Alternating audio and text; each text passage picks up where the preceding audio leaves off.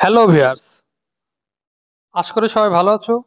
পশ্চিমবঙ্গের বিভিন্ন শহর যে উপনামে বিখ্যাত সেটা নিয়ে আজ একটু আলোচনা করব। আশা করি তোমাদের ভিডিওটা ভালো লাগবে। চলো শুরু করা যাক।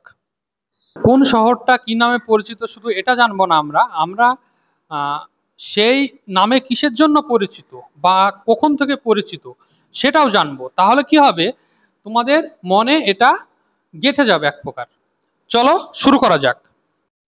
আমাদের প্রথম যে সিটিটা আছে দীঘা। দীঘাকে নিয়ে ওয়ারেন হেস্টিং তার ওয়াইফকে চিঠি লেখার সময় তিনি প্রথম এই তুলনাটা করেন, ব্রাইটন অফ দ্য ইস্ট এই ওয়ার্ডটা উল্লেখ করেন। ব্রাইটন হচ্ছে ইংল্যান্ডের একটা এরকম সমুদ্র সৈকত শহর। তো তিনি এতটা মুগ্ধ হয়েছিলেন দীঘার সৌন্দর্যে, তাই তিনি এটাকে ব্রাইটন অফ দ্য ইস্ট বলেছিলেন।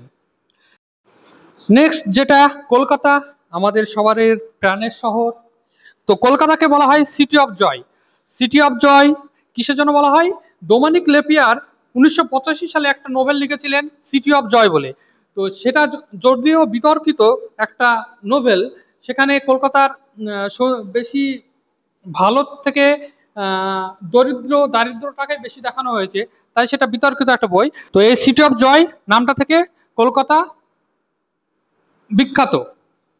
তারপর বলা হয় কালচারাল ক্যাপিটাল অফ ইন্ডিয়া, কারণ আমাদের কলকাতায় জানে আমরা বাঙালিরা সিনেমা থেকে লিটারেচার থেকে নাটক সব কিছুতেই আমরা এগিয়ে অন্যান্যদের তুলনায়, তাই এটাকে বলা হয় কালচারাল ক্যাপিটাল অফ ইন্ডিয়া।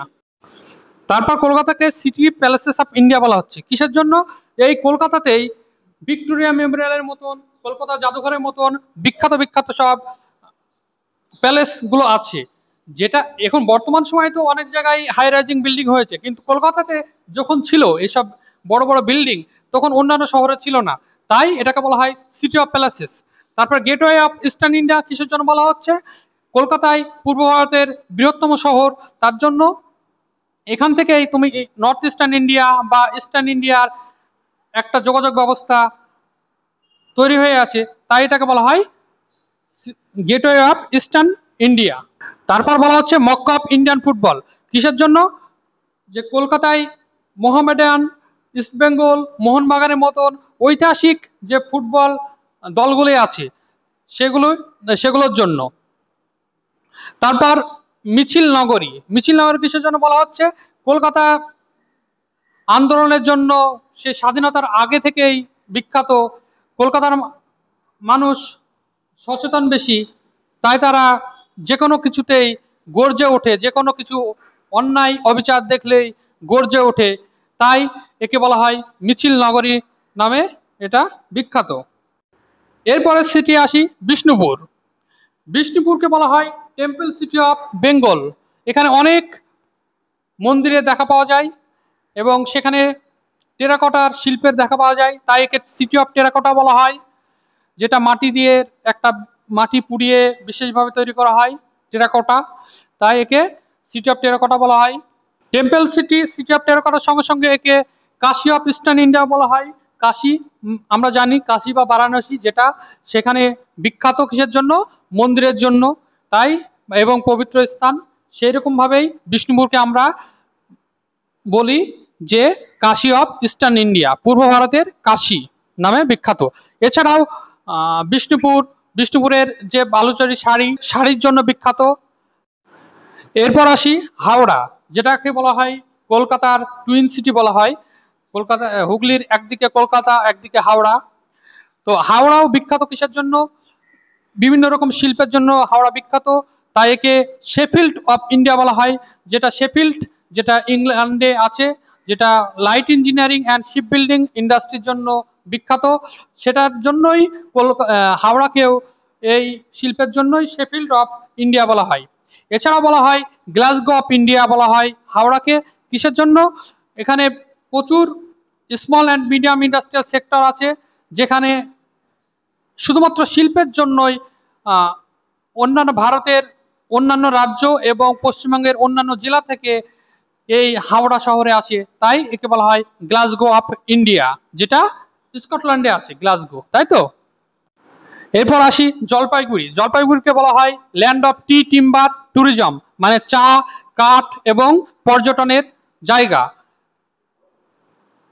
তোমরা সবাই জানো যে সিনিক বিউটি আছে জলপাইগুড়ি, তার জন্য একে land of T timber tourism বলা হচ্ছে। আর জলপাইগুড়ির নামটা কি থেকে এসছে? জলপাই মানে হচ্ছে অলিভ, আর গুড়ি মানে হচ্ছে প্লেস, তাহলে কি হচ্ছে? প্লেস অফ অলিভস, তার জন্য এটাকে বলা হচ্ছে জলপাইগুড়ি। এরপর আমরা আসি দার্জিলিং। দার্জিলিং তোমরা সবাই জানো এটা একটা শৈল শহর হিমালয়ের কোলে, তো তার জন্য একে বলা হয় কুইন অফ দি হিলস, বা অনেক সময় বলা হয় কুইন অফ দ্য হিমালয়ও বলা হয়। এর সঙ্গে সঙ্গে একে ল্যান্ড অফ দ্য থান্ডারবোল্টও বলা হয়। কিসের জন্য? যে এখানে প্রচুর বজ্র গম্ভীর বৃষ্টিপাত হতো বা এখনো হয়, তার জন্য এটাকে ল্যান্ড অফ দ্য থান্ডারবোল্ট বলা হয়। থান্ডারবোল্ট দার্জিলিং নামটাই কিসের জন্য, কি থেকে এসেছে? একটা টিবেটিয়ান ওয়ার্ড, দুটো টিবেটিয়ান ওয়ার্ড, দর্জি যেটা মানে হচ্ছে থান্ডারবোল্ট, আর লিং মানে হচ্ছে প্লেস, তাই একে বলা হচ্ছে ল্যান্ড অফ দ্য থান্ডারবোল্ট। এর সঙ্গে সঙ্গে একে ব্যাবেল অফ ট্রাইবস অ্যান্ড নেশন বলা হয়, কারণ এখানে বেশ কয়েকটি ট্রাইবে দেখা পাওয়া যায়, লেপচা, ভুটিয়া এবং আরো অন্যান্য ট্রাইবে দেখা পাওয়া যায়, তাই একে ব্যাবেল অফ ট্রাইবস অ্যান্ড নেশন বলা হয়। এবার আসি মিরিক। মিরিককে বলা হয় সেকেন্ড কাশ্মীর। কিসের জন্য? এর সিনিক বিউটির জন্য একে সেকেন্ড কাশ্মীর বলা হয়। Gateway of the eastern Himalayas বলা হয় ডুয়ার্স। ডুয়ার্সকে বলা হয় gateway of the eastern Himalayas. Dooars শব্দের অর্থ হচ্ছে ডোর বা দরজা, দরজা থেকে এসছে। এই gateway of the eastern Himalaya, তার জন্য এর নাম Dooars. Gateway of the eastern Himalaya তো বলা হয় ডুয়ার্সকে, কিন্তু গেটওয়ে অফ দ্য ডুয়ার্স কাকে বলা হয়? শিলিগুড়ি এবং আলিপুরদুয়ারকে, অনেক সময় মনেগড়িকেও গেটওয়ে অফ দ্য ডুয়ার্স বলা হয়। এবার হচ্ছে শিলিগুড়ি। শিলিগুড়িকে বলা হয় gateway of the north east India. কিসের জন্য? আমরা জানি যে ভুটান এবং সিকিম তার নিচ দিয়ে আছে এই চিকেন নেক, সেটা শিলিগুড়ি করিডর নামে পরিচিত। সেখান দিয়ে আমরা নর্থ ইস্ট ইন্ডিয়ার সঙ্গে কানেক্ট আছি। যত নর্থ ইস্ট ইন্ডিয়া যত বাণিজ্য বলো বা অন্য কিছু যে যোগাযোগ ব্যবস্থা, সেটা এই শিলিগুড়ি করিডর দিয়ে। তাই শিলিগুড়ি একটা মেন সিটি, তাই শিলিগুড়িকে বলা হচ্ছে gateway of the north east India. এরপর আসি কুরসিয়াং বা কার্শিয়াং, যেটাকে বলা হচ্ছে land off white orchid. Orchid তোমরা যদি সৈয়দ মুস্তফা সিরাজের কর্নেল সামগ্রী পড়ে থাকো, যে ওখানে যে কর্নেল আছেন তিনি অর্কিডের ভক্ত, তো land of the white orchid বলা হচ্ছে কার্শিয়াংকে। কার্শিয়াং শব্দটাই এসেছে লেপচা ল্যাঙ্গুয়েজের খারসাং একটা শব্দ থেকে, যেটাকে বলা হচ্ছে যে abundance of small white orchid. বুঝতে পারছো? এছাড়াও এখানে অনেকগুলো ভালো স্কুল আছে, তাই একে বলা হয় দ্য স্কুল টাউন হিসাবেও বিখ্যাত। এবার আসি মালদা। মালদা ম্যাঙ্গো সিটি নামে বিখ্যাত, কারণ তুমি মালদার আমের জন্য বিখ্যাত সবাই জানি। মালদার ফজলি আম, মালদার ল্যাংড়া আম, এগুলো জিআই ট্যাগ প্রাপ্ত। এরপর কৃষ্ণনগর। কৃষ্ণনগর ল্যান্ড অফ ফিগারাইন নামে পরিচিত, যেটা ঘূর্ণির মাটির পুতুল। ঘূর্ণির কৃষ্ণনগরের কাছে একটা গ্রাম বা আধা শহর আছে ঘূর্ণি নাম, সেখানে মাটির পুতুলের জন্য বিখ্যাত, তাই কৃষ্ণনগরকে বলা হচ্ছে ল্যান্ড অফ ফিগারাইন। এটা রেউই নামেও বিখ্যাত আছে, কারণ এই কৃষ্ণনগরের পূর্ব নাম ছিল রেউই। এরপর আসি নদিয়ারি আর একটা শহর শান্তিপুর। শান্তিপুর তাঁতের জন্য বিখ্যাত। শান্তিপুরের তাঁতের জন্য বিখ্যাত। বাংলা ভাষার যে একটা শুদ্ধ উচ্চারণ, যে একবারে প্রপার শুদ্ধ যে বাংলা ভাষা, সেটা তুমি শান্তিপুরেই পাবে। নদিয়ারি আর একটা শহর নবদ্বীপ, যেটা অক্সফোর্ড অফ বেঙ্গল বা অক্সফোর্ড অফ দ্য ইস্ট নামে পরিচিত। আমরা সবাই জানি অক্সফোর্ড কিসের জন্য বিখ্যাত, তো অক্সফোর্ড অফ বেঙ্গল বা অক্সফোর্ড অফ দ্য ইস্ট বলা হয় নবদ্বীপকে। এরপর মুর্শিদাবাদ। মুর্শিদাবাদ সিটি অফ নবাব নামে বিখ্যাত। বনগাঁ। বনগাঁ সীমান্ত শহর নামে বিখ্যাত, যেটা বর্ডার সিটি। কিসের জন্য? এখানে পেট্রোপোল, বেনোপোল সীমান্ত এই বনগাঁর কাছেই অবস্থিত, তাই এটাকে বলা হয় সীমান্ত শহর। এরপর আসি চুঁচুড়া বা চিনচুড়া, যেটা হুগলিতে অবস্থিত। হুগলির সদর শহর চুঁচুড়া। যেটাকে বলা হয় ওলন্দাজ নগর। ডাচদের উপনিবেশ একসময় ছিল চিত্ররা, তাই একে বলা হয় ওলন্দাজ নগর। হুগলির জেলার মধ্যে অবস্থিত, হুগলি নদীর তীরে অবস্থিত আরেকটা শহরের নাম বলবো চন্দননগর। চন্দননগর এখানে ফ্রেঞ্চের উপনিবেশ ছিল, ফ্রেঞ্চদের, তাই একে বলা হয় ফরাসডাঙ্গা। এছাড়াও আরেকটা নামে পরিচিত সিটি অফ লাইট, কারণ এখানে লাইট শিল্পের দেখা পাওয়া যায়। এছাড়াও জগদ্ধাত্রী পুজো যখন হয় গোটা চন্দননগর অপরূপ লাইটিং এ ভরে যায়, তাই একে বলা হয় সিটি অফ লাইট। এবার আসবো পুরুলিয়া। পুরুলিয়াকে বলা হয় Manbhum city of West Bengal. আমরা সবাই জানি 1956 সাল অব্দি পুরুলিয়া তৎকালীন যে বিহার তার অন্তর্গত ছিল, এটা মানভূম নামে পরিচিত ছিল, তাই একে বলা হয় Manbhum city of West Bengal. আমরা জানি সবাই মানভূম আর সিংভূম সাঁওতাল বিদ্রোহের জন্য বিখ্যাত। এই মানভূমের একটা পার্টি পুরুলিয়া নামে পরিচিত আমাদের, যেখানে অযোধ্যা পাহাড় আছে, আপার ড্যাম লোয়ার ড্যাম আছে। এরপর ঝাড়গ্রাম। ঝাড়গ্রাম অরণ্য সুন্দরী নামে পরিচিত এর অপরূপ প্রাকৃতিক দৃশ্যের জন্য, যেখানে অরণ্য ঘেরা, এই অরণ্য সুন্দরী নামে পরিচিত, এবং বর্তমানে অরণ্য সুন্দরী কর্মনগরীও একটা তৈরি হচ্ছে এই ঝাড়গ্রামে। এবার আসি খড়গপুর। খড়গপুরকে বলা হয় মিনি ইন্ডিয়া। এখানে ভারতবর্ষের নানা প্রদেশ থেকে মানুষজন কর্মের জন্য এসে বসবাস করতে শুরু করে। এর ফলে এখানে হিন্দি উর্দু ভাষী, তার সঙ্গে সঙ্গে তেলেগু ভাষী, তামিল ভাষীও দেখা যায়, তাই একে বলা হয় মিনি ইন্ডিয়া।